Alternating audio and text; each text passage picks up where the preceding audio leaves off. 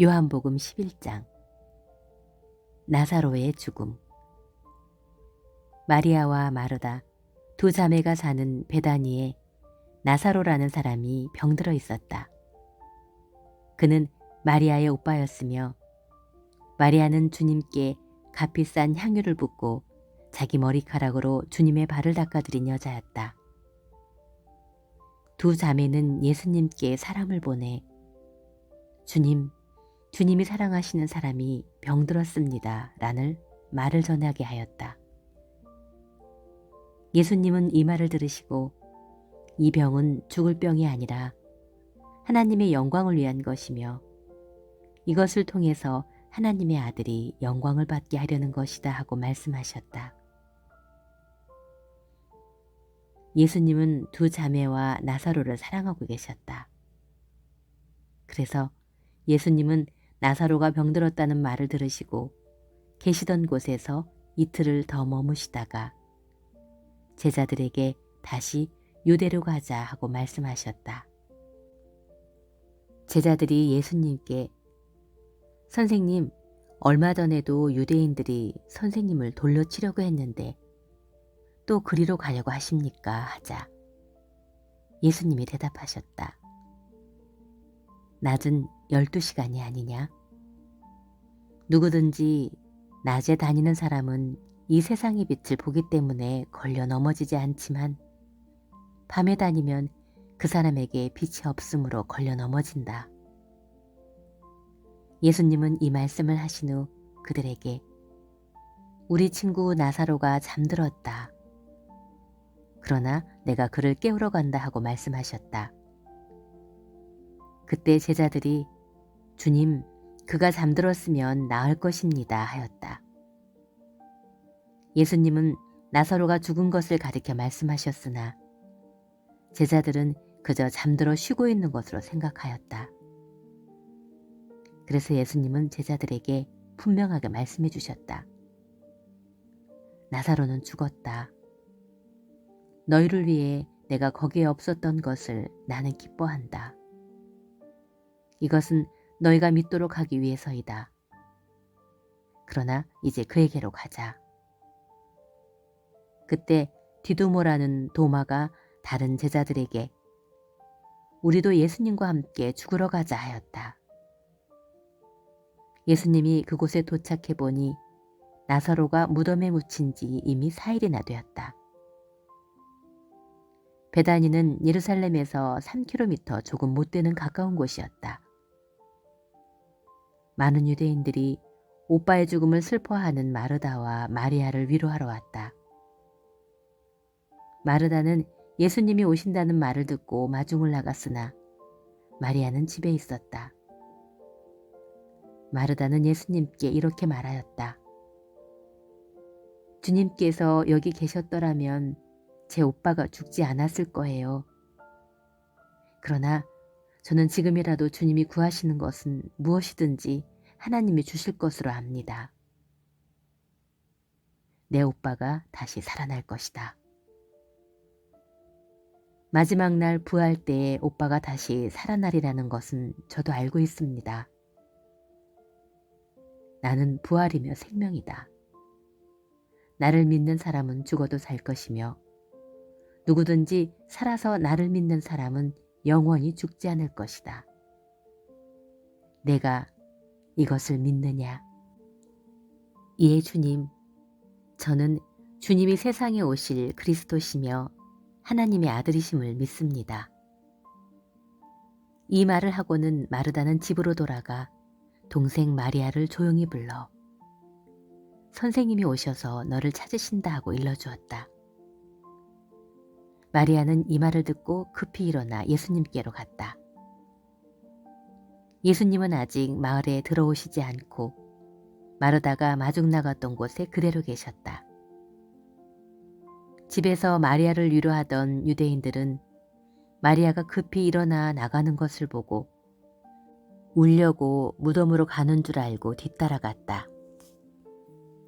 마리아는 예수님이 계신 곳에 이르러 예수님을 뵙고 그 앞에 엎드려 주님이 여기 계셨더라면 제 오빠가 죽지 않았을 거예요 하고 말하였다. 예수님은 마리아가 울고 또 그녀와 함께 온 유대인들까지 우는 것을 보시고 몹시 안타까워하시며 그를 어디 두었느냐 하고 물으셨다. 그들이 주님 와서 보십시오 하자 예수님은 눈물을 흘리셨다. 그때 유대인들은 저것 보시오. 나사로를 무척이나 사랑했던 모양이요 하였고 그들 중 어떤 사람은 소경의 눈을 뜨게 한 그가 이 사람은 죽지 않게 할 수는 없었던가 하였다. 나사로를 살리심. 예수님은 다시 탄식하시며 무덤으로 가셨다. 무덤은 동굴이었으며 입구는 돌로 막혀 있었다. 예수님이 돌을 옮겨 놓아라 하시자 죽은 사람의 누이 마르다가 주님, 죽은 지 4일이나 되었으며 냄새가 날 것입니다 하였다. 그래서 예수님은 마르다에게 내가 믿기만 하면 하나님의 영광을 보게 될 것이라고 내가 말하지 않았느냐? 하고 말씀하셨다. 사람들이 돌을 옮겨 놓자 예수님은 하늘을 우러러보시고 이렇게 말씀하셨다. 아버지, 내 말을 들어주신 것을 감사합니다. 나는 아버지께서 항상 내 말을 들어주시는 것을 압니다. 그러나 나는 둘러선 이들이 아버지께서 나를 보내신 것을 믿게 하려고 이 말씀을 드립니다. 예수님이 이 말씀을 하시고 나사로야 나오너라 하고 크게 외치시자 죽었던 그가 손발이 배에 묶인 채 나왔다. 그의 얼굴은 수건으로 쌓여 있었다. 예수님은 그들에게 풀어서 다니게 하라 하고 말씀하셨다. 마리아를 위로하러 왔다가 이 광경을 본 많은 유대인들이 예수님을 믿게 되었다. 그러나 그들 가운데 몇 사람은 바리새파 사람들에게 가서 예수님이 하신 일을 보고하였다. 그래서 대제사장들과 바리새파 사람들은 의회를 소집하고 이렇게 말하였다. 그 사람이 많은 기적을 행하고 있으니 어떻게 하면 좋겠소? 이대로 내버려두면 모두 그를 믿을 것이고 그렇게 되면 로마 사람들이 와서 우리 성전을 파괴하고 우리 민족을 짓밟을 것이요. 그러자 그들 중에 한 사람인 그의 대사장 가야바가 이렇게 말하였다. 여러분은 그것도 모르시오? 한 사람이 백성을 위해 죽는 것이 민족 전체가 망하는 것보다 여러분에게 유익이 된다는 것을 생각지 못하시오? 가야바는 이 말을 스스로 한 것이 아니라 그 해 대제사장으로서 예수님이 유대민족을 위해 그리고 유대민족뿐만 아니라 흩어진 하나님의 자녀들을 모아 하나가 되기 위해 죽으실 것을 예언한 것이다. 그날부터 그들은 예수님을 죽일 음모를 꾸미기 시작했다. 그래서 예수님은 유대인 가운데 더 이상 드러나게 다니지 않으시고 그곳을 떠나 광야 가까이에 있는 에브라함이라는 마을로 가셔서 제자들과 함께 거기에 머물러 계셨다. 유대인들의 유월절이 다가오자 많은 사람들이 명절 전에 자기를 정결하게 하려고 미리 시골에서 예루살렘으로 올라왔다. 사람들은 예수님을 찾아다니다가 성전에 서서 어떻게 생각하시오? 그분이 명절에 오시지 않을까요? 하고 서로 물었다. 그러나 대제사장들과 바리새파 사람들은 예수님을 붙잡으려고 누구든지 예수님이 계신 곳을 알면 반드시 알려야 한다는 명령을 내렸다. 요한복음 12장. 예수님의 발에 향유를 바름. 유월절 엿새 전에 예수님은 전에 죽은 나사로를 살리신 베다니로 가셨다. 그곳 사람들은 예수님을 위해 잔치를 베풀었는데 마르다는 시중을 들고 나사로는 예수님과 함께 식탁에 앉은 손님들과 자리를 같이 하였다. 그때 마리아가 아주 값진 나하드 향유 약 300g을 가지고 와서 예수님의 발에 붓고 자기 머리카락으로 닦아드리자 온 집안이 향유 냄새로 가득 찼다. 그러나 제자 중 하나이며 예수님을 팔아넘길 가롯 유다가 이것을 보고 왜 이 향유를 300데나리온에 팔아 가난한 사람들에게 주지 않소 하였다. 그가 이렇게 말한 것은 가난한 사람을 생각해서가 아니라 그는 돈꾀를 맡고 있으면서 거기 있는 돈을 자주 훔쳐내는 도둑이었기 때문이다. 그때 예수님이 말씀하셨다. 내버려 두어라. 그녀가 이 향유를 간직해둔 것은 내 장례를 위한 것이었다. 가난한 사람은 항상 너희와 함께 있으나 나는 너희와 항상 함께 있는 것이 아니다. 수많은 유대인들이 예수님께서 거기에 계신다는 말을 듣고 몰려들었다. 그들은 예수님뿐만 아니라 죽었다가 다시 살아난 나사로도 보려고 온 것이다. 그러나 대제사장들은 나사로까지 죽일 계획을 세웠다. 이것은 나사로 때문에 많은 유대인들이 그들을 떠나 예수님을 믿기 때문이었다. 군중이 예수님을 환영함. 이튿날에는 명절을 지키러 온 많은 군중들이 예수님께서 예루살렘으로 오신다는 말을 듣고 종려나무 가지를 꺾어가지고 예수님을 맞으러 나가서 호산나 주의 이름으로 오시는 분 이스라엘의 왕에게 찬양을 하고 외쳤다. 예수님은 어린 나귀를 타셨는데 이것은 성경에 시온 사람들아 두려워하지 말아라. 너희 왕이 나귀 새끼를 타고 오신다라고 기록되어 있기 때문이다. 제자들은 처음에는 이 일을 이해하지 못했다. 그러나 그들은 예수님이 영광을 받으신 후에야 이 말씀이 예수님에 대한 것이며 또 사람들이 예수님께 그 말씀대로 했다는 것을 깨닫게 되었다. 예수님이 죽은 나사로를 무덤에서 불러내어 다시 살리시는 것을 본 사람들이 계속 그 일을 증거하였다. 그래서 많은 사람들이 예수님께서 기적을 행하셨다는 말을 듣고 나와서 예수님을 맞아들였다. 그러자 바리새파 사람들이 저것 보시오. 세상이 모두 저 사람을 따르고 있으니 이제는 다 틀렸소 하고 서로 말하였다. 명절에 예배드리러 올라왔던 사람들 중에 그리스 사람들도 몇 명이 있었다. 그들은 갈릴리 벳세다 사람 빌립에게 가서 예수님을 뵙게 해달라고 간청하였다. 그래서 빌립이 안드레에게 가서 말하여 안드레와 빌립이 예수님께 그 말을 전하였다. 그러자 예수님이 이렇게 말씀하셨다. 내가 영광을 받을 때가 왔다. 내가 분명히 너희에게 말한다.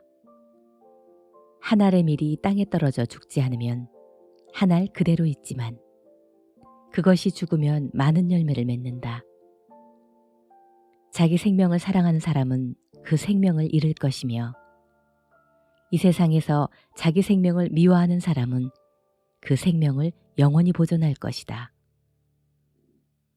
누구든지 나를 섬기고자 하면 나를 따라야 한다.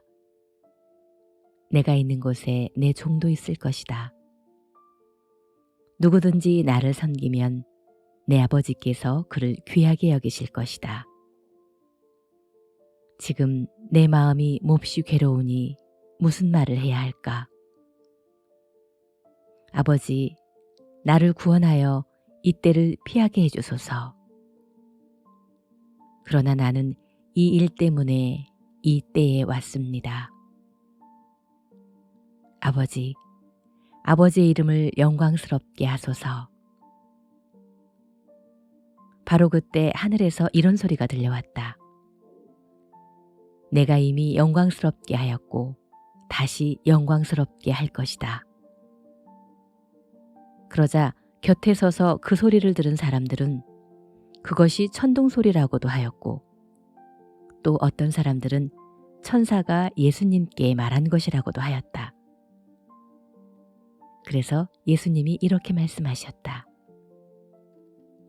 이 소리가 난 것은 나를 위해서가 아니라 너희를 위해서이다. 지금은 이 세상이 심판받을 때이다. 이제 이 세상 임금인 사탄은 쫓겨날 것이다.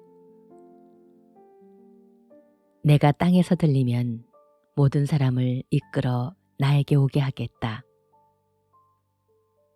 예수님은 자기가 어떤 죽음을 당할 것인가를 보여주기 위해서 이 말씀을 하셨다. 그때 군중들이 예수님께 우리는 율법에서 그리스도가 영원히 계신다고 들었습니다. 그런데 어째서 선생님은 자신이 죽을 것이라고 하십니까? 그리스도란 도대체 누굽니까? 하고 묻자 예수님이 이렇게 대답하셨다. 아직 얼마 동안은 빛이 너희 가운데 있을 것이다. 어두움이 덮치기 전 아직 빛이 있을 동안에 빛 가운데 걸어라. 어둠 속을 걷는 사람은 자기가 어디로 가는지도 모른다. 너희에게 아직 빛이 있을 동안에 그 빛을 믿어라. 그러면 빛의 자녀가 될 것이다. 예수님은 이 말씀을 하시고 그들을 떠나 몸을 숨기셨다. 예수님이 그렇게 많은 기적을 사람들 앞에서 베푸셨으나 그들은 예수님을 믿으려 하지 않았다.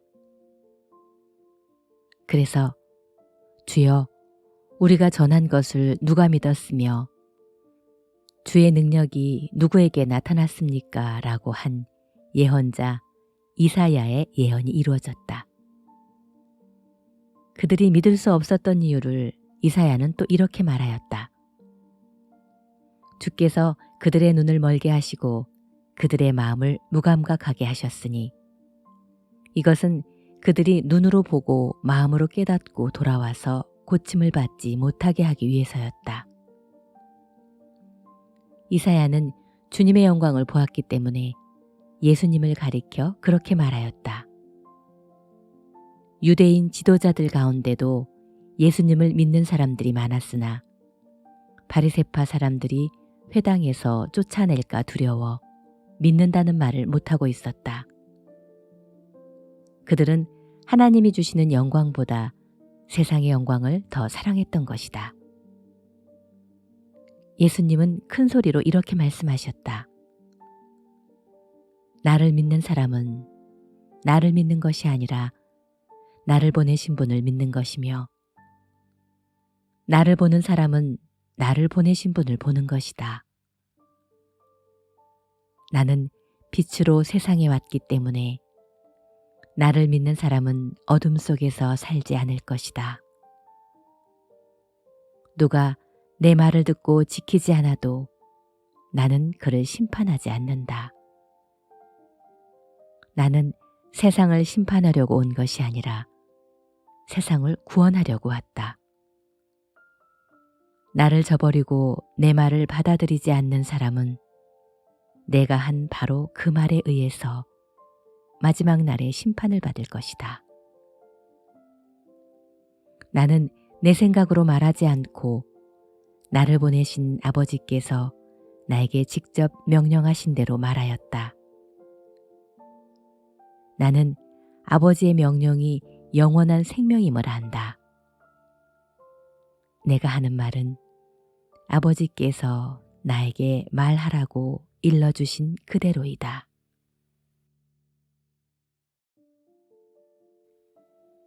요한복음 13장. 제자들의 발을 씻어주심. 유월절 전날이었다.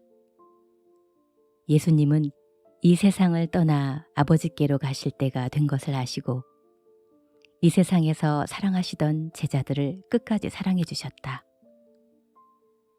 예수님이 제자들과 함께 저녁 식사를 하실 때 이미 마귀가 시몬의 아들 가룟 유다의 마음속에 예수님을 팔아넘길 생각을 넣었다. 예수님은 아버지께서 모든 것을 자기에게 맡기신 것과 또 자기가 하나님에게서 왔다가 다시 그분에게 돌아가실 것을 아셨다. 그래서 예수님은 식탁에서 일어나 겉옷을 벗고 수건을 가져다가 허리에 두르시고 대야에 물을 떠서 제자들의 발을 씻어주시고 허리에 두른 수건으로 닦기 시작하셨다. 시몬 베드로의 차례가 되자 그가 예수님께 말하였다. 주님, 주님께서 제 발을 씻어주시렵니까? 내가 하는 일을 내가 지금은 몰라도 후에는 알게 될 것이다. 안 됩니다. 제 발은 절대로 씻지 못하십니다. 내가 너를 씻어주지 않으면 너는 나와 아무 상관이 없다. 주님, 그러면 제 발뿐만 아니라 손과 머리까지도 씻어주십시오. 목욕한 사람은 온몸이 깨끗함으로 발만 씻으면 된다. 너희도 이와 같이 깨끗하나 다 그런 것은 아니다. 예수님은 자기를 팔 사람이 누군지 알고 계셨다. 그래서 다 깨끗한 것은 아니라고 말씀하셨다. 예수님은 제자들의 발을 씻어주신 후에 옷을 입으시고 다시 자리에 가서 앉아 제자들에게 말씀하셨다. 내가 지금 너희에게 한 일을 이해하겠느냐? 너희는 나를 선생 또는 주라고 부르는데 너희 말이 옳다. 나는 그런 사람이다. 내가 너희 주와 선생이 되어 너희 발을 씻어주었으니 너희도 서로 발을 씻어주어야 한다. 내가 너희에게 한 일을 너희도 실천하게 하려고 내가 모범을 보였다. 내가 분명히 너희에게 말한다. 종이 주인보다 높지 못하고 보냄을 받은 사람이 보낸 사람보다 높을 수 없다. 너희가 이것을 알고 실천하면 행복할 것이다. 나는 이 말을 너희 모두에게 하는 것이 아니다. 나는 내가 선택한 너희 하나하나를 잘 알고 있다. 그러나 내 빵을 먹는 사람이 나를 배반하였다는 성경 말씀이 이루어질 것이다. 내가 이 일을 미리 너희에게 일러주는 것은 그 일이 일어날 때 내가 바로 그 사람이라는 것을 너희가 믿도록 하기 위해서이다. 내가 분명히 너희에게 말한다. 누구든지 내가 보내는 사람을 영접하는 사람은 나를 영접하는 자이며 나를 영접하는 사람은 나를 보내신 분을 영접하는 자이다. 예수님을 배반한 제자. 예수님은 이 말씀을 하신 후 몹시 괴로워하시며 내가 분명히 말해두지만 너희 중에 하나가 나를 팔아넘길 것이다 하고 말씀하셨다. 제자들은 누구를 가리켜 하신 말씀인지 몰라 서로 쳐다보고만 있었다. 그때 예수님의 사랑을 받던 제자가 예수님 품에 기대 누웠는데 시몬 베드로가 그에게 눈짓을 하여 누구를 가리켜 하신 말씀인지 물어보라고 하였다. 그래서 그가 예수님의 품에 기댄 채로 주님, 그가 누구입니까? 하고 물었다. 그러자 예수님은 내가 빵 한 조각을 찍어서 주는 바로 그 사람이다 하시고 빵 한 조각을 찍어다가 가롯 사람 시몬의 아들 유다에게 주셨다. 유다가 그 빵 조각을 받는 순간 사탄이 그에게 들어갔다. 그때 예수님이 유다에게 내가 하고자 하는 일을 속히 하라 하고 말씀하셨다. 그러나 식탁에 앉은 사람들 중에서 왜 예수님이 그에게 이런 말씀을 하셨는지 그 이유를 아는 사람이 아무도 없었다. 그들은 유다가 돈꾀를 맡고 있었으므로 예수님이 명절에 쓸 것을 사라고 하셨거나 가난한 사람들에게 무엇을 주라고 하신 줄로만 생각하였다. 유다는 빵 조각을 받자 즉시 밖으로 나갔는데 밤이었다. 유다가 나간 뒤 예수님은 이렇게 말씀하셨다. 이제 내가 영광을 받게 되었고 하나님께서도 나를 통하여 영광을 받으시게 되었다. 하나님께서 나를 통해 영광을 받으시면 하나님도 나에게 자기 영광을 곧 주실 것이다. 내 자녀들아, 내가 너희와 함께 잠시만 더 있겠다. 너희가 나를 찾겠지만 이미 내가 유대인들에게 말한 대로 내가 가는 곳에는 너희가 올 수 없다. 이제 내가 새로운 계명을 너희에게 준다. 서로 사랑하여라. 내가 너희를 사랑한 것처럼 너희도 서로 사랑하여라. 너희가 서로 사랑하면 모든 사람들이 그것을 보고 너희가 내 제자라는 것을 알게 될 것이다. 시몬 베드로가 주님, 어디로 가십니까? 하고 묻자 예수님은 내가 가는 곳에 내가 지금은 따라올 수 없으나 후에는 따라올 것이다 하고 대답하셨다. 그때 베드로가 주님, 지금은 왜 따라갈 수 없습니까? 주님을 위해서라면 제 목숨도 버리겠습니다 하고 큰 소리쳤다.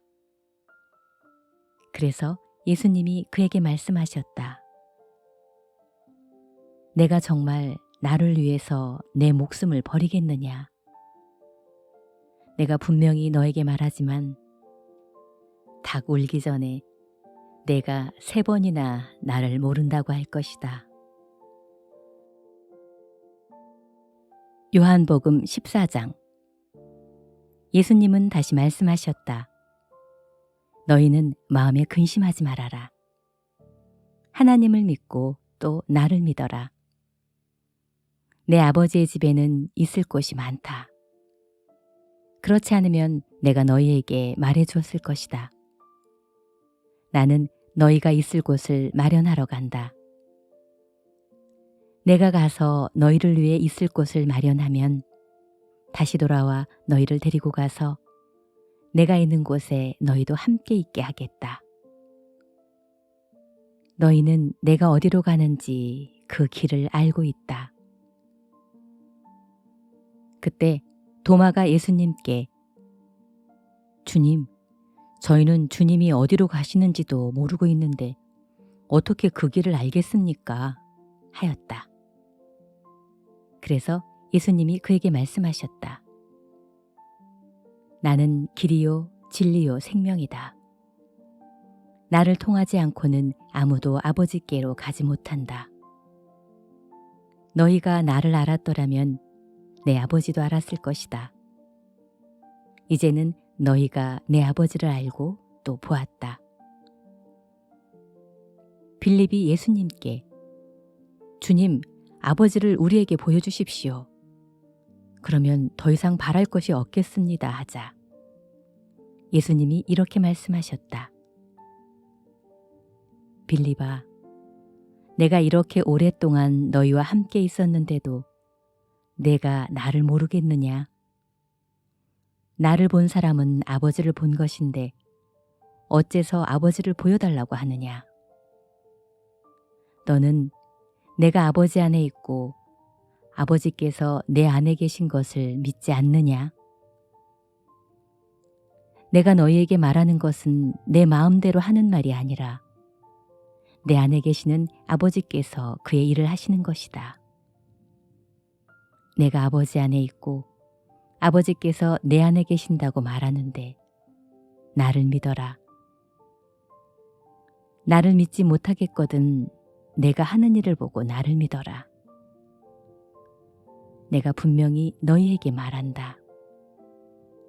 나를 믿는 사람은 내가 하는 일을 할 뿐 아니라 이보다 더 큰 일도 할 것이다.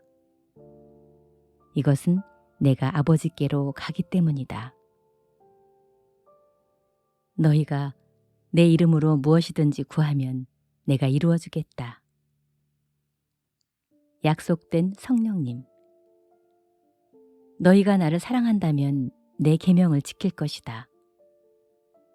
내가 아버지께서 구하면 아버지께서 다른 보호자를 너희에게 보내 영원히 너희와 함께 있게 할 것이다.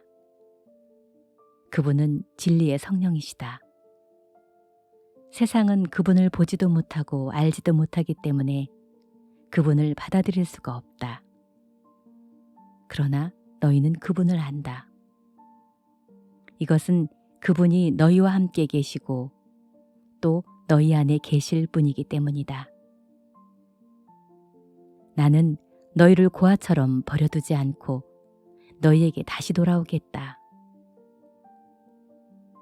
조금만 있으면 세상은 나를 다시 보지 못하겠지만 너희는 나를 볼 것이다. 왜냐하면 내가 살아있고 너희도 살 것이기 때문이다. 그날에는 내가 아버지 안에, 너희는 내 안에, 나는 너희 안에 있다는 것을 너희가 알게 될 것이다. 내 계명을 간직하여 지키는 사람은 나를 사랑하는 사람이다. 나를 사랑하는 사람은 내 아버지에게 사랑을 받을 것이며 나도 그를 사랑하여 그에게 나를 나타낼 것이다. 그때 가롯 사람이 아닌 다른 유다가 주님이 우리에게는 자신을 나타내 보이려고 하시면서도 어째서 세상에는 자신을 나타내려고 하지 않습니까? 하고 물었다. 그래서 예수님이 이렇게 대답하셨다.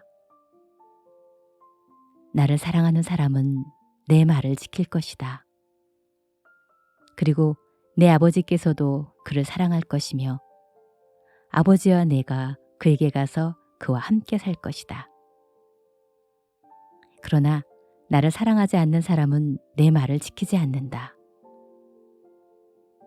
너희가 듣는 이 말은 내 말이 아니라 나를 보내신 아버지의 말씀이다.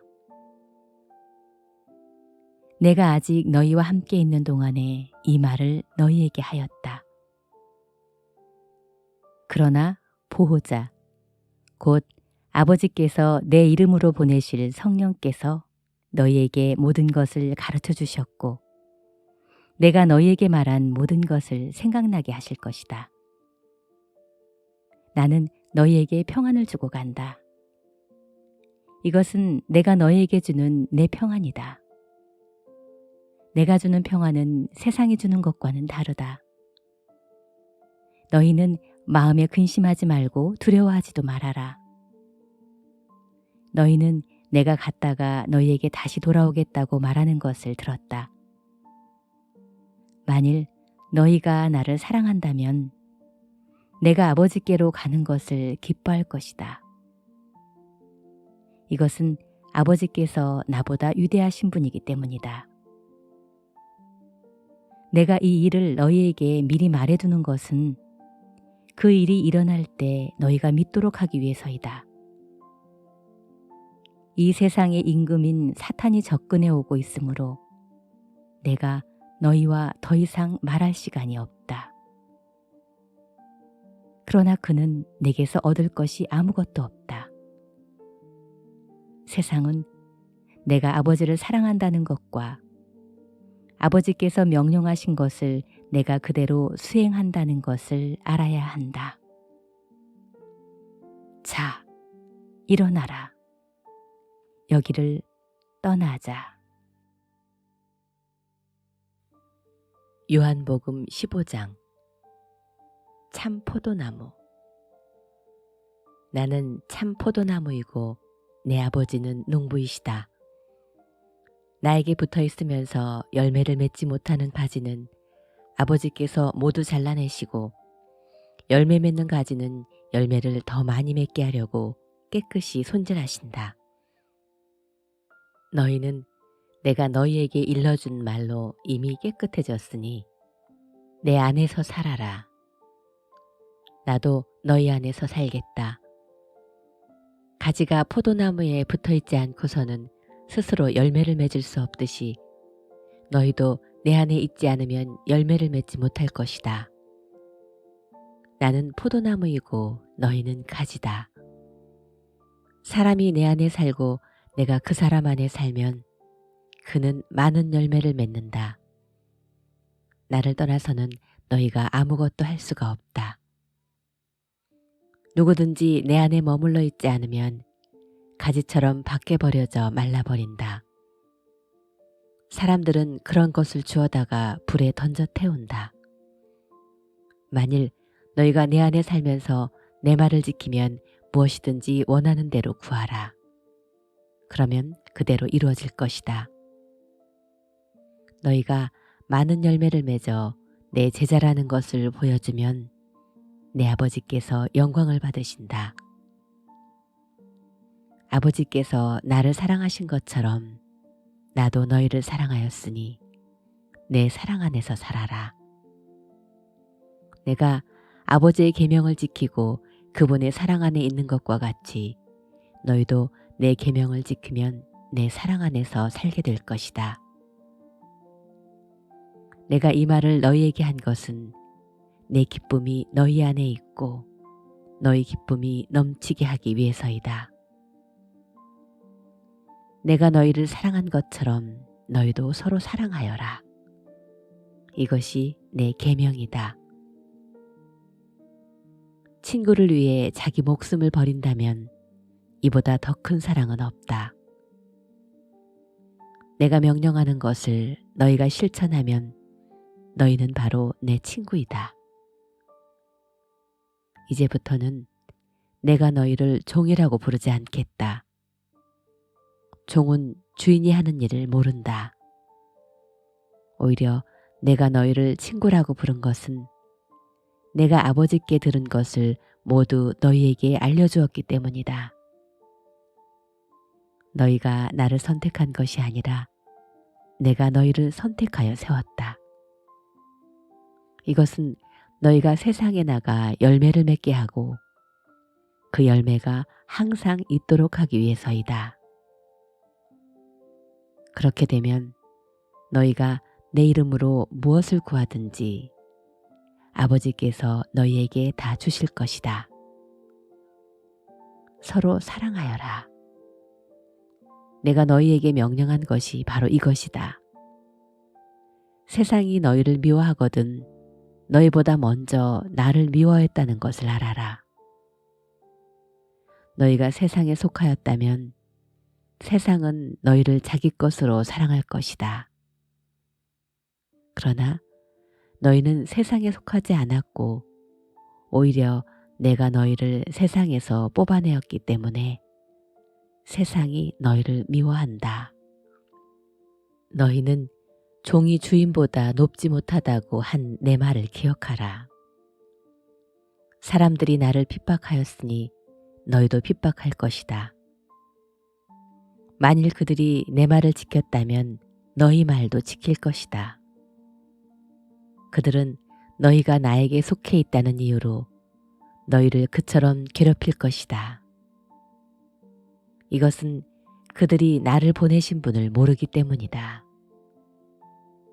내가 그들에게 와서 말하지 않았더라면 그들에게는 죄가 없었을 것이다. 이제는 그들이 자기들의 죄에 대하여 변명할 수가 없게 되었다.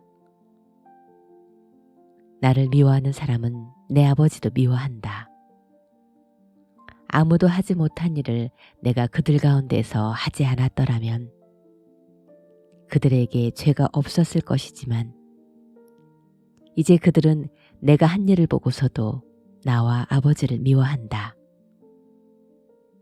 그러나 그들이 이렇게 하는 것은 그들이 이유 없이 나를 미워하였다라고 기록된 성경 말씀을 이루기 위해서이다.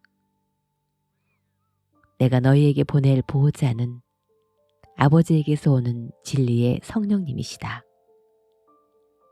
그분이 오시면 나를 증거하겠지만 너희도 처음부터 나와 함께 있었으니 나를 증거해야 한다. 요한복음 16장 슬픔에서 기쁨으로. 너희가 믿음에서 넘어지지 않게 하려고 내가 이 말을 너희에게 하였다. 사람들이 너희를 회당에서 쫓아낼 것이다. 사실 너희를 죽이는 사람이 자기는 그렇게 하는 것이 하나님을 섬기는 일이라고 생각할 때가 있을 것이다. 그들은 아버지와 나를 모르기 때문에 그런 짓을 할 것이다. 내가 이 말을 너희에게 미리 해두는 것은 그런 때가 오면 너희가 내 경고를 기억하도록 하기 위해서이다. 내가 처음부터 이 말을 너희에게 하지 않은 것은 너희가 나와 함께 있었기 때문이다. 이제 내가 나를 보내신 분에게로 가는데도 너희는 내게 어디로 가느냐고 묻지도 않고 오히려 내가 이런 말을 한다고 슬픔에 잠겨 있다. 그러나 사실은 내가 떠나는 것이 너희에게 유익하다. 내가 떠나가지 않으면 보호자가 너희에게 오시지 않을 것이다.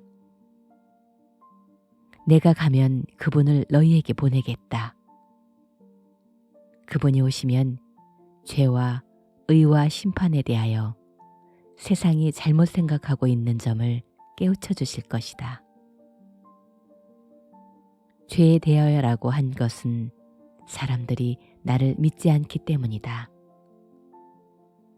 의에 대하여라고 한 것은 내가 아버지께로 가므로 너희가 다시는 나를 볼 수 없기 때문이요.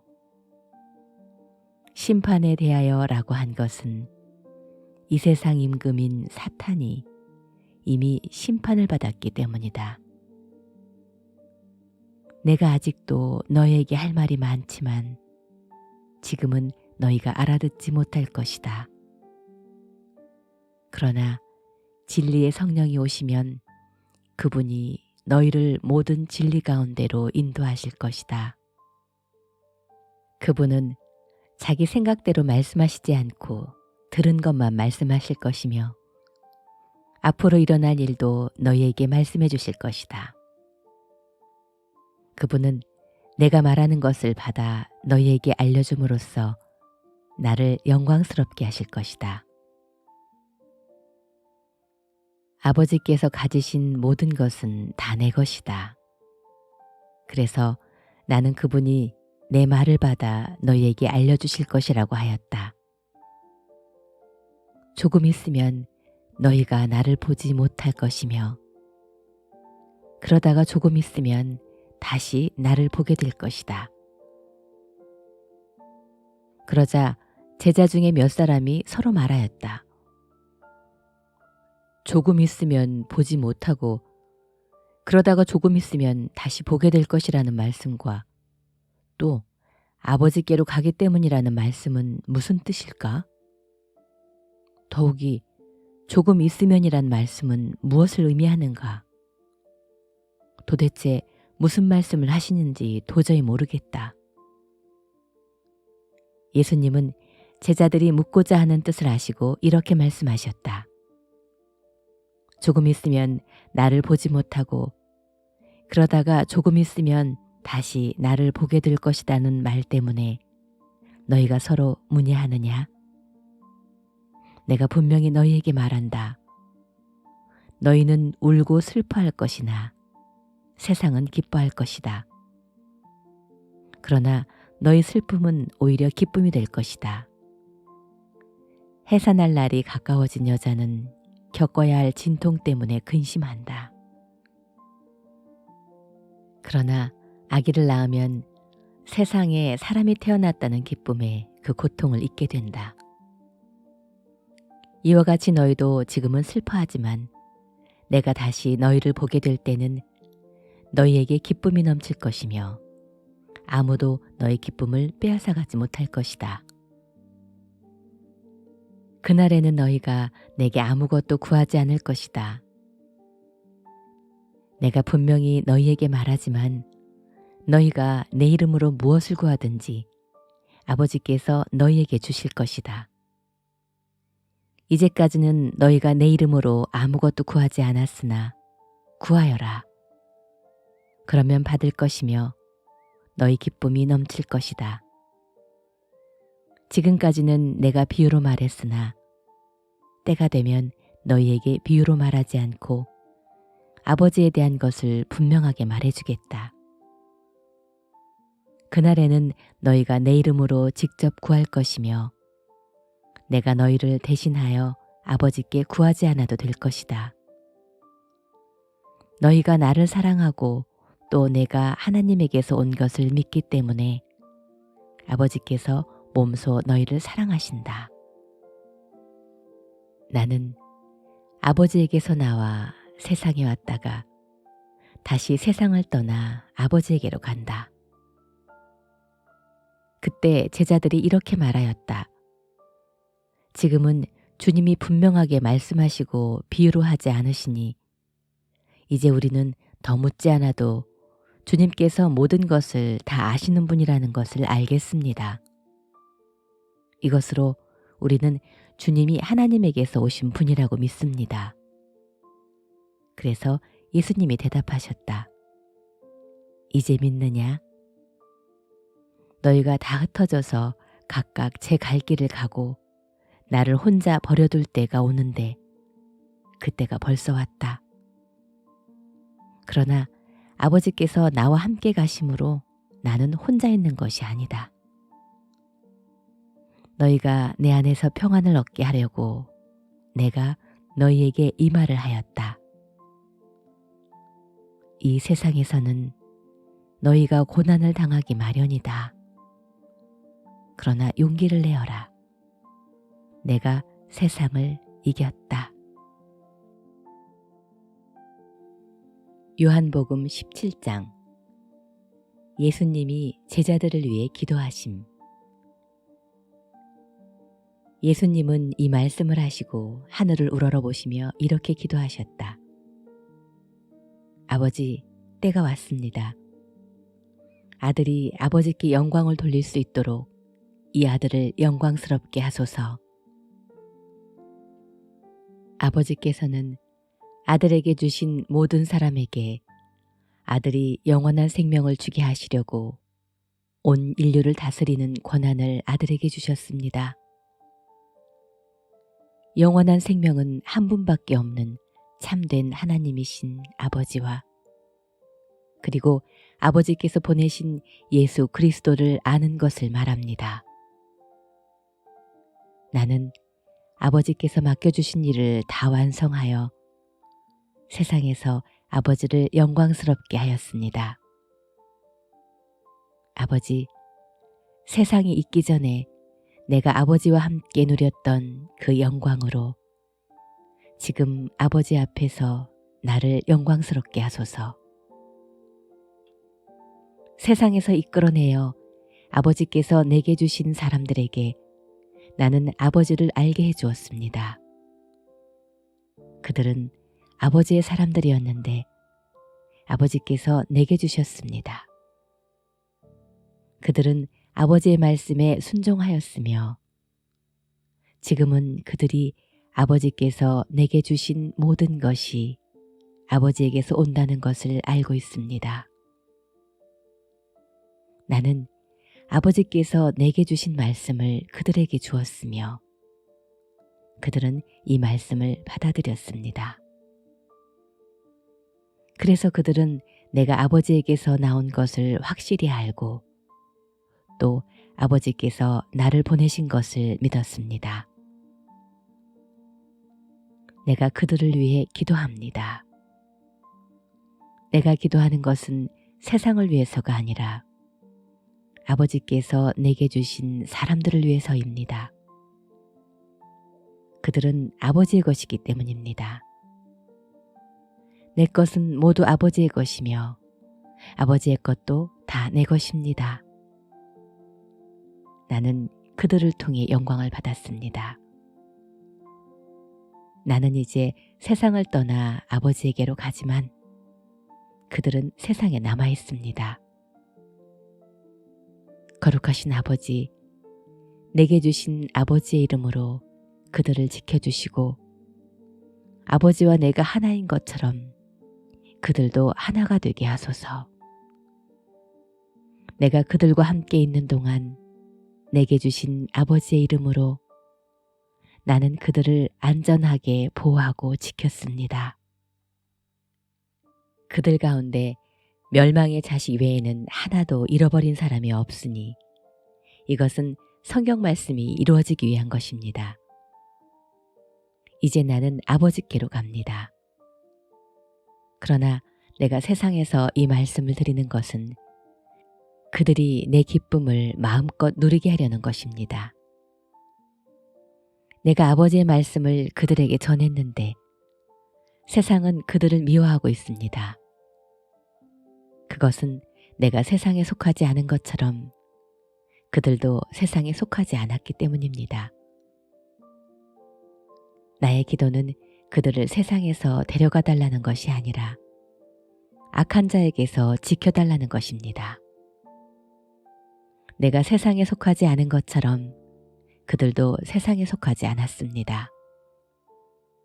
그들을 진리로 거룩하게 하소서. 아버지의 말씀은 진리입니다. 아버지께서 나를 세상에 보내신 것처럼 나도 그들을 세상에 보냈습니다. 그들을 위해 내가 나를 거룩하게 합니다. 이것은 그들도 진리로 거룩해지기 위해서입니다. 나는 그들뿐만 아니라 그들의 말을 듣고 나를 믿는 사람들을 위해서도 기도합니다. 아버지께서 내 안에 계시고 내가 아버지 안에 있는 것 같이 그들도 하나가 되어 우리 안에 있게 하소서. 그래서 아버지께서 나를 보내신 것을 세상이 믿게 하소서. 아버지께서 내게 주신 영광을 내가 그들에게 준 것은 아버지와 내가 하나인 것처럼 그들도 하나가 되게 하기 위해서입니다. 나는 그들 안에 있고 아버지는 내 안에 계십니다. 그들이 완전히 하나가 되게 하셔서 아버지께서 나를 보내신 것과 또 나를 사랑하신 것처럼 아버지께서 그들도 사랑하신 것을 세상이 알게 하소서. 아버지께서 내게 주신 사람들이 내가 있는 곳에 나와 함께 있게 하소서. 그래서 세상이 생기기 전부터 아버지께서 나를 사랑하셨기 때문에 내게 주신 내 영광을 그들이 보게 하소서. 의로우신 아버지, 세상은 아버지를 모르지만 나는 알고 있으며 그들도 아버지께서 나를 보내신 것을 알고 있습니다. 내가 아버지를 그들에게 알게 했으니 앞으로도 계속 아버지를 알게 하여 아버지께서 나를 사랑하신 그 사랑이 그들 안에 있고 나도 그들 안에 있도록 하겠습니다.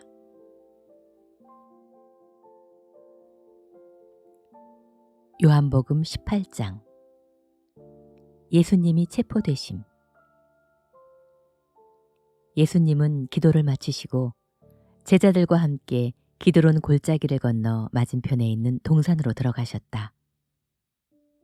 거기는 예수님이 제자들과 가끔 모이던 곳이어서 그분을 팔아넘기려는 유다도 알고 있었다.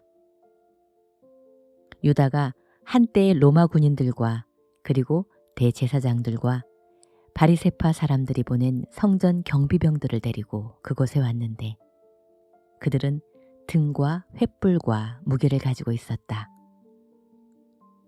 예수님은 자기가 당할 모든 일을 아시고 앞으로 나오시며 너희가 누구를 찾느냐 하고 물으셨다.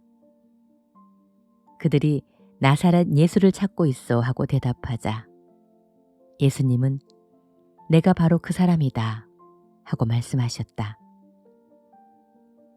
그때 예수님을 팔아넘기려는 유다도 그들과 함께 서 있었다. 그들은 내가 바로 그 사람이다 라고 하신 예수님의 말씀에 놀라 뒷걸음을 치다가 땅바닥에 넘어졌다. 예수님이 다시 그들에게 너희가 누구를 찾느냐 하고 물으시자 그들은 나사렛 예수요 하고 대답하였다. 그래서 예수님이 그들에게 말씀하셨다. 나는 너희에게 내가 바로 그 사람이라고 말하였다. 너희가 나를 찾는다면 이 사람들은 가게 하라. 예수님이 이렇게 말씀하신 것은 아버지께서 내게 주신 사람은 내가 하나도 잃지 않았습니다 라는 말씀이 이루어지도록 하기 위해서였다. 이때 시몬 베드로가 칼을 뽑아 대제사장의 종 말고의 오른쪽 귀를 쳐서 잘라버렸다. 그러자 예수님이 베드로에게 내 칼을 도로 칼집에 꽂아라. 아버지께서 내게 주신 고난의 잔을 내가 마셔야 하지 않겠느냐 하고 말씀하셨다. 그래서 로마 군인들과 그들의 지휘관과 유대인의 성전 경비병들이 예수님을 잡아묶어서 먼저 안나스에게 끌고 갔다. 안나스는 그 해의 대제사장인 가야바의 장인이었으며 가야바는 유대인들에게 한 사람이 죽어 온 백성을 살리는 것이 더 유익하다고 조언해 준 사람이었다. 시몬 베드로와 다른 제자 하나가 예수님을 뒤따랐다. 그 제자는 대제사장과 잘 아는 사이였으므로 예수님과 함께 그 집 안뜰까지 들어갔으나 베드로는 혼자 대문 밖에 서 있었다. 대제사장과 잘 아는 그 제자는 다시 나와 문지기 여자에게 말하며 베드로를 데리고 들어갔다. 이 문지기 여종이 베드로에게 당신도 이 사람의 제자가 아니요 하고 묻자 나는 아니요 하고 베드로가 대답하였다. 날이 추워 종들과 경비병들이 불을 피우고 둘러서서 쬐고 있었다. 그래서 베드로도 그들과 함께 서서 불을 쬐었다. 대제사장이 예수님께 제자들과 그의 가르침에 대해서 묻자 예수님은 이렇게 대답하셨다. 나는 터놓고 세상에 말하였다. 내가 언제나 유대인들이 다 모이는 회당과 성전에서 가르치고 비밀리에 말한 것은 아무것도 없는데 어째서 나에게 묻느냐. 내가 무슨 말을 했는지 들은 사람들에게 물어보아라. 그들은 내가 한 말을 알고 있다. 그러자 곁에 섰던 한 경비병이 예수님의 뺨을 치며 대제사장에게 대답하는 태도가 그게 뭐냐 하였다. 예수님은 그에게 내가 말을 잘못했다면 잘못한 증거를 대라. 그렇지 않고 내가 바른 말을 했다면 어째서 내가 나를 치느냐 하고 말씀하셨다. 안나스는 예수님을 묶은 그대로 대제사장 가야바에게 보냈다.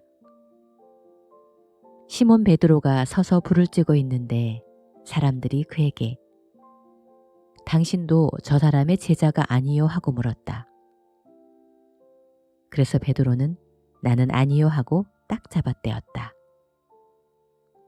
이때 베드로에게 귀를 잘린 종의 친척되는 대제사장의 다른 종이 당신이 그 사람과 함께 동산에 있는 것을 내가 보았는데도 아니라고 우길 셈이요? 하고 말하였다.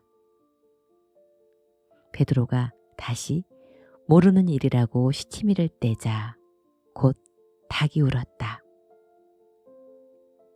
빌라도 앞에 선 예수님. 이른 아침 유대인 지도자들은 가야바의 집에서 예수님을 끌고 총독의 관저로 갔다. 그러나 그들은 더럽혀지지 않고 유월절 음식을 먹으려고 총독의 관저 안으로 들어가지 않았다. 그래서 빌라도가 밖으로 나와 그들에게 무슨 일로 이 사람을 고소하시오 하고 물었다. 그러자 그들은 이 사람이 악한 일을 하지 않았다면 우리가 당신에게 넘기지 않았을 것입니다 하고 대답하였다.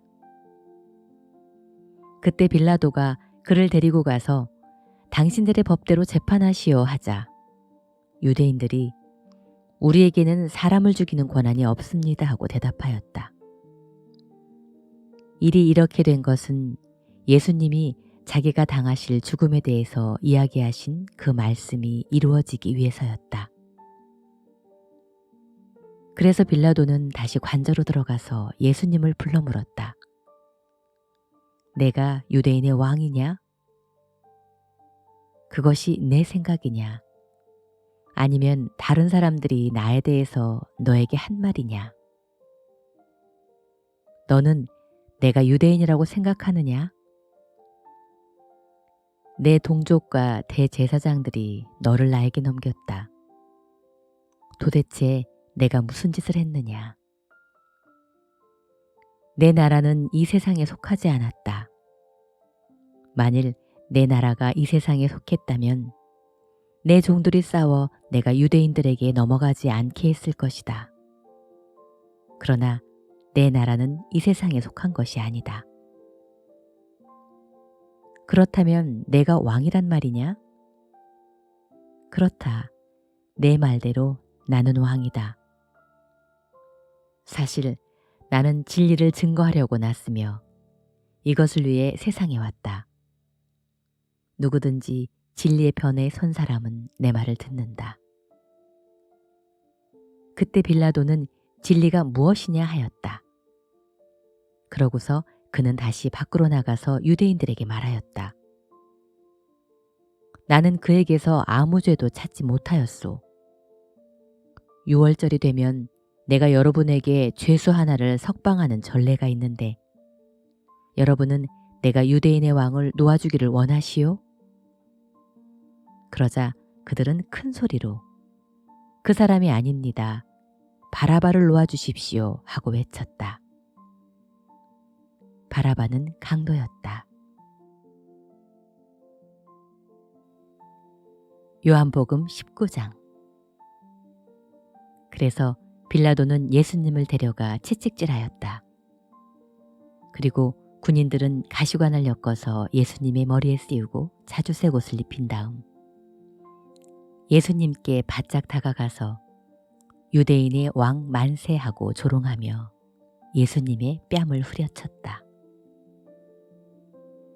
빌라도는 다시 밖으로 나와 유대인들에게 내가 그 사람을 여러분 앞에 데려오겠소. 여러분은 내가 그에게서 죄를 찾지 못한 것을 알게 될 것이요 하였다. 예수님이 가시관을 쓰고 자주색 옷을 입은 채로 나오시자 빌라도가 그들에게 보시오, 이 사람이요 하였다. 대제사장들과 성전 경비병들은 예수님을 보고 큰 소리로 십자가에 못 박으시오, 십자가에 못 박으시오 하고 외쳤다. 그러나 빌라도는 당신들이 데려가서 십자가에 못 박으시오. 나는 그에게 죄를 찾지 못하였소 하고 대답하였다. 그래도 유대인들은 우리에게도 법이 있습니다. 저 사람이 자기가 하나님의 아들이라고 하였으니 우리 법대로 하면 마땅히 처형되어야 합니다 하고 우겨댔다. 빌라도는 이 말을 듣고 더욱 두려워서 다시 관저로 들어가 예수님께 너는 어디서 왔느냐 하고 물었다. 그러나 예수님이 아무 대답도 하지 않으시자 빌라도가 나에게 말하지 않을 셈이냐? 내게는 너를 놓아줄 권한도 있고 십자가에 못 박을 권한도 있다는 것을 모르느냐 하였다. 그때 예수님이 이렇게 대답하셨다. 하나님이 주시지 않았다면 나를 해할 권한이 너에게 없을 것이다. 그러므로 나를 너에게 넘겨준 자의 죄는 더 크다. 그때부터 빌라도가 예수님을 놓아주려고 애썼으나 유대인들이 계속 소리를 질렀다. 이 사람을 놓아주면 로마 황제의 충신이 아닙니다. 누구든지 자기를 왕이라고 하는 사람은 황제를 반역하는 자입니다. 빌라도는 이 말을 듣고 예수님을 밖으로 끌고 나와서 넓적한 돌이 깔린 곳에 마련된 재판석에 앉았는데 그곳은 히브리 말로 가바다라고 하였다. 그날은 유월절 전날이었으며 때는 정오쯤 되었다. 빌라도가 유대인들에게 여러분의 왕이 여기 있소 하자. 그들은 큰 소리로 죽여버리시오, 십자가에 못 박으시오 하며 외쳤다. 빌라도가 그들에게 당신들의 왕을 십자가에 못 박으란 말이요 하자. 대제사장들이 로마 황제 외에는 우리에게 왕이 없습니다 하고 대답하였다. 그래서 빌라도는 예수님을 십자가에 못 박으라고 그들에게 넘겨주었다. 십자가에 달리심. 그들의 손에 넘어간 예수님은 자기 십자가를 지시고 해골터라는 곳으로 가셨다. 히브리 말로 해골터는 골고다이다. 거기서 그들은 예수님을 십자가에 못 박고 다른 두 사람도 예수님의 양쪽에 각각 하나씩 못 박았다. 빌라도는 유대인의 왕 나사렛 예수라는 죄패를 써서 십자가 위에 붙였다. 예수님이 십자가에 못 박히신 곳이 예루살렘 성에서 가까웠기 때문에 많은 유대인들이 와서 죄패를 읽었는데 그 죄패는 히브리어와 라틴어와 헬라어로 기록되어 있었다. 대제사장들이 빌라도에게 유대인의 왕이라고 쓰지 말고 자칭 유대인의 왕이라고 쓰라고 하였으나 빌라도는 쓸 것을 다 썼다고 대답하였다. 예수님을 십자가에 못 박은 군인들은 그의 옷을 가져다가 4조각으로 나눠 각각 하나씩 가졌다. 그러나 속옷은 이어붙이지 않고 위에서부터 통으로 짠 것이어서 군인들은 이것을 찢지 말고 제비를 뽑아 갖기로 하자 하고 서로 말하였다. 이것은 그들이 겉옷을 서로 나누고 속옷은 제비를 뽑습니다라는 성경 말씀이 이루어지기 위해서였다. 그래서 군인들이 이런 짓을 했던 것이다. 예수님의 십자가 곁에는 예수님의 어머니와 이모, 글로바의 아내 마리아, 그리고 막달라 마리아가 서 있었다. 예수님은 자기 어머니와 사랑하는 제자가 곁에 선 것을 보시고 어머니에게는 그가 어머니의 아들입니다 하시고 또 그 제자에게 보라 내 어머니이시다 하고 말씀하셨다. 이때부터 그 제자가 예수님의 어머니를 자기 집에 모셨다. 예수님은 이제 모든 일이 다 완성된 것을 아시고 성경 말씀이 이루어지게 하시려고 내가 목마르다 하고 말씀하셨다. 마침 거기에 신 포도주가 가득 담긴 그릇이 있었다. 사람들은 그 포도주에 해면을 적셔 그것을 우슬초 가지에 매달아 예수님의 입에 갖다 대었다. 예수님은 신 포도주를 받으신 다음 다 이루었다 하시고 머리를 숙이시며 숨을 거두셨다. 그날은 안식일을 준비하는 날이었고 다음은 특별히 중요하게 여기는 안식일이었다. 그래서 유대인들은 안식일에 시체를 십자가에 그대로 두고 싶지 않아서 빌라도에게 그들의 다리를 꺾어 시체를 치워달라고 하였다. 그러므로 군인들이 와서 먼저 예수님과 함께 십자가에 못 박힌 두 사람의 다리를 꺾었다. 그러나 예수님께 와서는 이미 죽은 것을 보고 다리를 꺾지 않고 한 군인이 창으로 예수님의 옆구리를 찔렀다. 그러자 곧 피와 물이 쏟아져 나왔다. 이것을 직접 본 사람이 증거하였으니 그의 증거는 참된 것이다. 그는 자기가 진실을 말하고 있음을 알고 여러분이 믿도록 하려고 증거한다. 이 일이 일어나게 된 것은 그의 뼈가 하나도 꺾이지 않을 것이다 라는 성경 말씀이 이루어지기 위해서이다. 또 다른 성경에는 이런 말씀도 있다. 그들은 자기들이 찌른 자를 바라볼 것이다. 그 후에 아리마대 사람 요셉이 빌라도에게 예수님의 시체를 가져가게 해달라고 요구하였다. 요셉은 예수님의 제자이면서도 유대인 지도자들이 두려워서 자기가 제자라는 것을 숨기고 있었다. 빌라도가 허락하자 그는 가서 예수님의 시체를 내렸다. 그리고 밤에 예수님을 찾아온 일이 있던 니고데모도 몰약에 침향을 섞은 것을 33kg 정도 가지고 왔다. 그 두 사람은 예수님의 시체를 가져다가 유대인의 장례법대로 향료를 바르고 모시천으로 쌌다. 예수님이 십자가에 못 박히신 곳에는 동산이 있고 동산 안에는 아직 사람을 매장한 일이 없는 새 무덤 하나가 있었다. 그날은 유대인이 유월절을 준비하는 날인데다가 무덤도 가까이 있었으므로 그들은 예수님의 시체를 거기에 모셨다.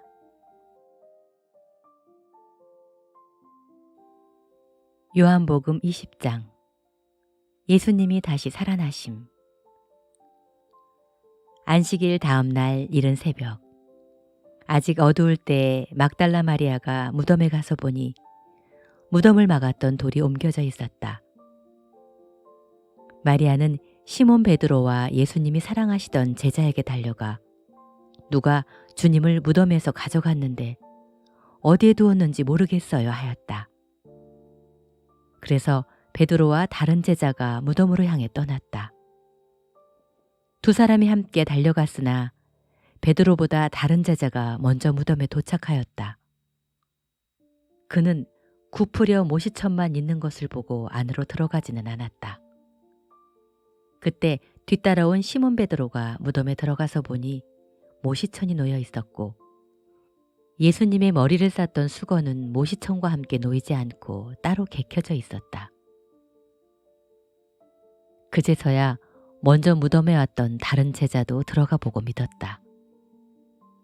그들은 아직도 예수님이 죽었다가 다시 살아나야 한다는 성경 말씀을 깨닫지 못한 채 집으로 돌아갔다. 그러나 마리아는 무덤 밖에 서서 울고 있었다. 울다가 몸을 굽으려 무덤 속을 들여다보니 흰옷 입은 두 천사가 예수님의 시체를 두었던 곳에 하나는 머리맡에 하나는 발치에 앉아있지 않겠는가. 천사들이 마리아에게 여자여 왜 우느냐 하고 물었다. 그래서 마리아는 누가 내 주님을 가져갔는데 어디에 두었는지 모르겠습니다 하고 대답하였다. 이 말을 하고 뒤를 돌아보았을 때 예수님은 거기 서 계셨으나 마리아는 그분이 예수님인 것을 몰랐다. 예수님은 마리아에게 여자여 왜 우느냐 누구를 찾느냐 하고 물으셨다. 마리아는 그분이 동산 관리인인 줄 알고 여보세요. 당신이 그분을 가져갔으면 어디에 두었는지 말씀해 주세요. 내가 모셔가겠습니다 하였다. 그때 예수님이 마리아야 하시자 마리아는 돌아서서 선생님 하였다. 예수님은 마리아에게 이렇게 말씀하셨다. 나를 만지지 말아라. 내가 아직 아버지께 올라가지 않았다. 너는 내 형제들에게 가서 내 아버지도 되고 그들의 아버지도 되시며 내 하나님도 되고 그들의 하나님도 되시는 분에게로 내가 올라간다고 전하여라. 그래서 막달라 마리아는 제자들에게 가서 내가 주님을 보았어요 하며 예수님이 자기에게 하신 말씀도 일러주었다. 그날 저녁 곧 안식일 다음 날인 일요일 저녁에 제자들은 유대인 지도자들이 무서워 문틀을 걸어 잠그고 모여 있었다. 그런데 갑자기 예수님이 나타나 그들 가운데 서서 다들 잘 있었느냐 하셨다. 예수님이 이 말씀을 하시고 그들에게 양손과 옆구리를 보이시자 제자들은 주님을 보고 기뻐서 어쩔 줄을 몰랐다. 예수님은 다시 제자들에게 너희가 평안하기를 바란다. 아버지께서 나를 보내신 것처럼 나도 너희를 보낸다 하고 말씀하셨다. 그러고서 예수님은 제자들에게 숨을 내쉬며 말씀하셨다. 성령을 받아라. 너희가 누구 죄든지 용서하면 그들의 용서를 받을 것이며 너희가 용서하지 않으면 그들의 죄가 그대로 있을 것이다. 의심 많은 도마. 12제자 중 디두모라고 하는 도마는 예수님이 오셨을 때 그들과 함께 있지 않았다.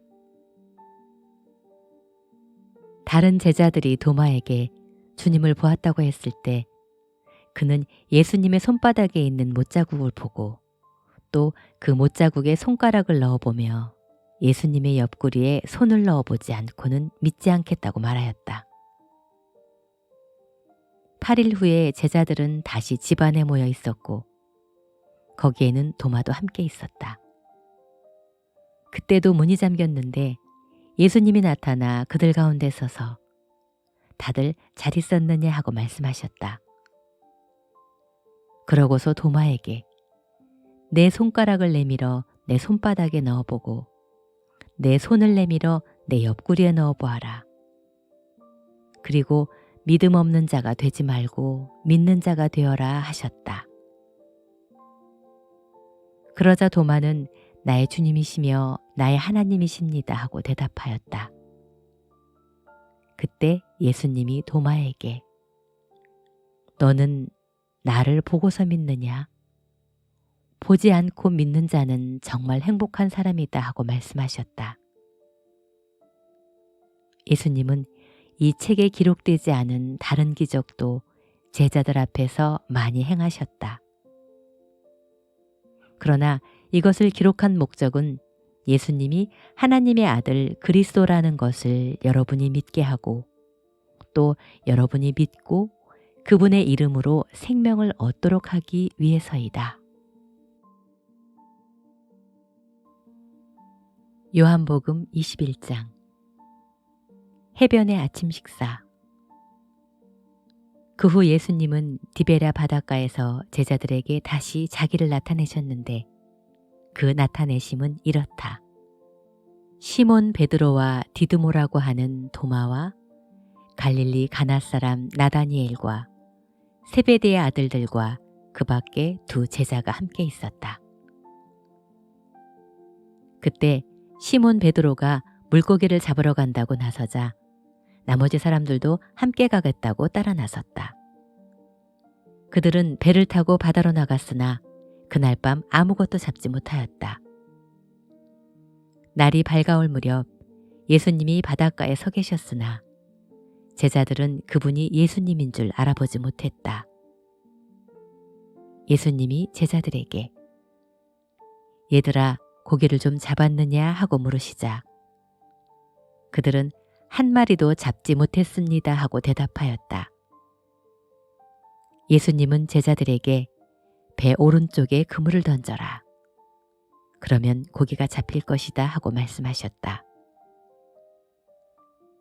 그래서 제자들이 말씀대로 하였더니 고기가 너무 많이 잡혀 그물을 끌어올릴 수가 없었다. 그때 예수님이 사랑하시던 제자가 베드로에게 주님이시다 하고 말하자 옷을 벗고 있던 베드로는 주님이라고 하는 말을 듣고 겉옷을 두르고 물에 뛰어들었다. 그러나 다른 제자들은 고기가 든 그물을 끌면서 배를 저어 육지로 나왔다. 그들이 나갔던 곳은 육지에서 100m도 안 되는 곳이었다. 제자들이 육지에 올라와 보니 숯불 위에 생선이 놓여 있었고 빵도 준비되어 있었다. 예수님은 제자들에게 지금 잡아온 고기를 좀 가져오너라 하고 말씀하셨다.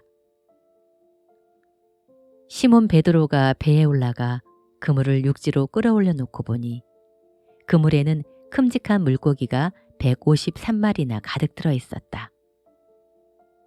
이와 같이 고기가 많아도 그물이 찢어지지 않았다. 예수님은 제자들에게 자, 와서 아침을 먹어라 하고 말씀하셨다. 제자들은 그분이 주님이신 것을 알기 때문에 누구십니까 하고 묻는 사람이 아무도 없었다. 예수님은 빵을 집어 제자들에게 나눠주시고 생선도 그렇게 하셨다. 예수님이 부활하신 후 제자들에게 나타나신 것은 이것이 세 번째였다. 식사가 끝난 후 예수님은 시몬 베드로에게 요한의 아들 시몬아, 내가 이 사람들보다 나를 더 사랑하느냐 하고 물으셨다. 베드로가 그렇습니다, 주님. 제가 주님을 사랑하는 것을 주님이 아십니다 하고 대답하자 예수님이 내 어린 양들을 먹여라 하고 말씀하셨다. 예수님은 두 번째로 베드로에게 요한의 아들 시몬아, 내가 나를 사랑하느냐 하고 물으셨다. 베드로가 그렇습니다, 주님. 제가 주님을 사랑하는 것을 주님이 아십니다 하고 대답하자 예수님이 내 양을 쳐라 하고 말씀하셨다. 예수님은 세 번째로 베드로에게 요한의 아들 시몬아, 내가 나를 사랑하느냐 하고 물으셨다. 베드로는 예수님이 세 번이나 물으심으로 슬픈 표정을 지으며 주님, 주님은 모든 것을 아십니다. 제가 주님을 사랑하는 것을 주님이 아십니다 하고 대답하였다. 그러자 예수님이 베드로에게 말씀하셨다. 내 양을 먹여라. 내가 분명히 너에게 말해둔다. 내가 젊었을 때는 스스로 내 옷을 차려입고 원하는 곳에 마음대로 다녔으나 내가 늙으면 너는 팔을 벌리고 다른 사람이 내 옷을 입혀 내가 원하지 않는 곳으로 너를 데려갈 것이다.